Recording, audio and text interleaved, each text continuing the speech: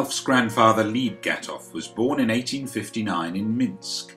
He married Tamar Levine and they began their married life together as proud Russians.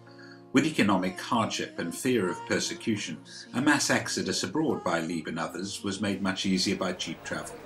More than 2 million Jews left Eastern Europe between 1881 and 1914. Lieb and Tamar settled in Newcastle. As aliens so far from their homeland, they established themselves as northeastern Jews. The Russian couple became naturalized. They had a total of 8 children, including Nathan, Alf's father, and so the Gatoff dynasty would grow into the 20th century. The family lived in Ellswick Row for some years. Nathan Gatoff grew up in a period of hardship, and he had to struggle to find work. Lieb was a painter, but Nathan decided to become a tailor. Nathan Gatoff married Rebecca Feldman in Newcastle, and Alf was born on December 26, 1920, Boxing Day. It was his close relationship with Alf's father that would determine so much of his future. Alf and his sister Joyce grew up in semi-privileged lifestyle in pre-war Britain, surrounded by loving aunts and uncles, whilst their father Nathan worked hard as a tailor. Alf went to Westow School. In 1927, Lieb went to live with Nathan, but in 1930 he passed away. Over 2 million people in Britain were unemployed and remained so until 1936. During the strife-torn period, the Gatoffs endured 2 police strikes, a national rail strike, 2 national coal strikes, a 2-month shipbuilders strike, a 2-month engineering strike, and violent demonstrations by the jobless. 1926, in support of the Trades Union Congress, there was a general strike. It was of no surprise that Alf later became so attracted to the labour movement and to socialist values. In 1936, King George V of England died, and King Edward VIII gave up his throne to marry Wallis Simpson. Alf wasn't so fond of Cheder.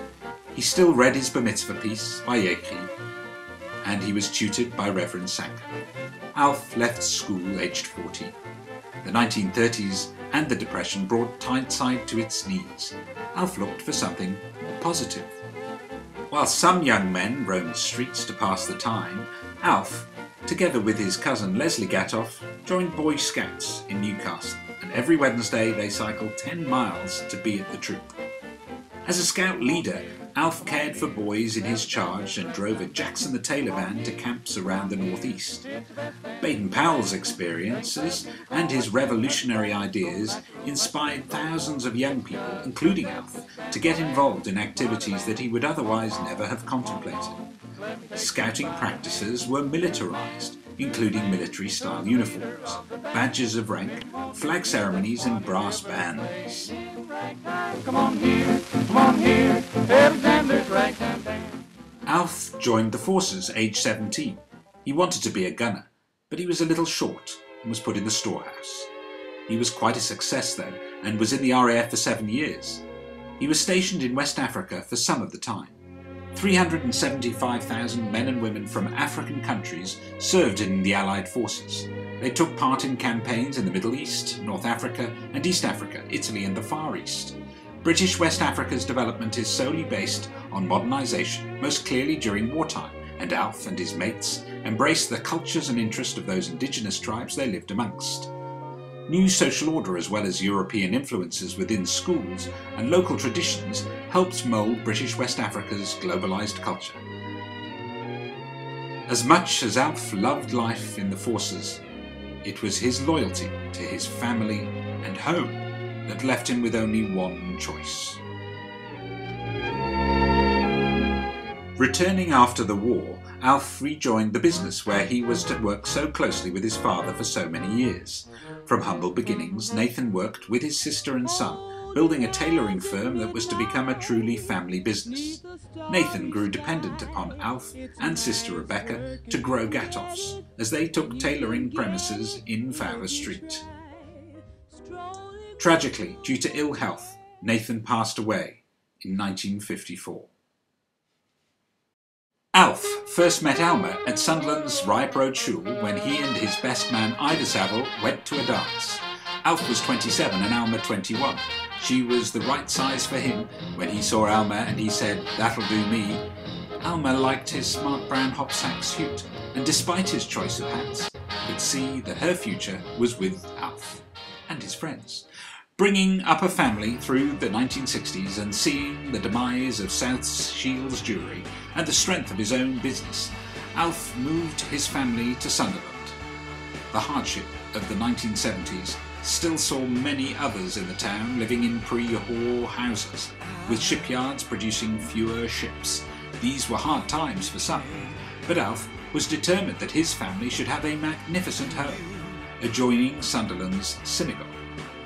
Alf threw himself into all aspects of the community, enjoying the heyday. As Sunderland won the FA Cup in 1973, many believed success was set to return. But the grey economic clouds were gathering across Sunderland and Shields, as retailing seemed to belong to the chain stores, pushing sole traders like Gatoff of Fowler Street to the very edge. Mass production was the only answer. Whether as a board member of a synagogue, president of a Jewish aged care home, a master of Masonic life, a 7-year chair of citizens' advice, a father of a family, president of a chamber of trade, Alf's appetite for service and devotion to all knew no bounds. As a magistrate for 30 years and chairman of the bench, as a chair of Rotary, Alf was rewarded, in the words of his great friend Ken Charlton, not least as an outward sign of the great respect and friendship all Rotarians felt for him, but as a man who meant so much to those around him. Respected both in business and in leadership in life of the town he sought to serve, he left his beloved North East to be with his family, and he and his wife of 50 years moved to Manchester. Alf had held on to life only until 2005, in spite of his stroke, and he was cared for all for whom he'd given so much. As a JP, Alf demonstrated a clear and honest sense of justice and understanding. As a scout and Masonic elder, he always maintained that he was very much repaid by the deep sense of fellowship he experienced. The echoes of his quick pace, his sense of humour, and his laughter will still be heard in the streets of the North East for years to come. When asked to receive the highly distinguished Paul Harris Award, Alf responded, "Well, why me? I've only done whatever I was able."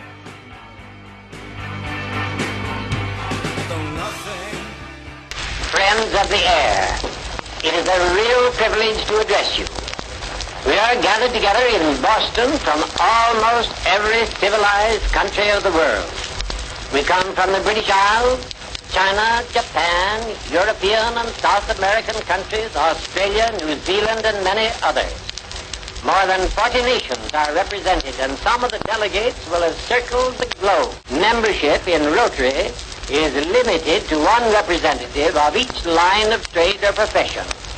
The other is the provision that neither racial, political, nor religious standards shall constitute barriers to membership. Through these two provisions, Rotary is thrown open to representatives of all walks of life, to representatives of all countries and all forms of religion. The role as a tailor was a perfect complement to Alf's role as a community icon. His attention to quality and detail were valued by many. Those who wore a Gatoff garment would benefit from his charm and his standards. His staff were as loyal to him as he to them, even in retirement. But it was his suits which were to be his real legacy. This one, still being traded today on eBay. You can feel his pride, knowing that quality which bears the name he held so dear still stands the test of time.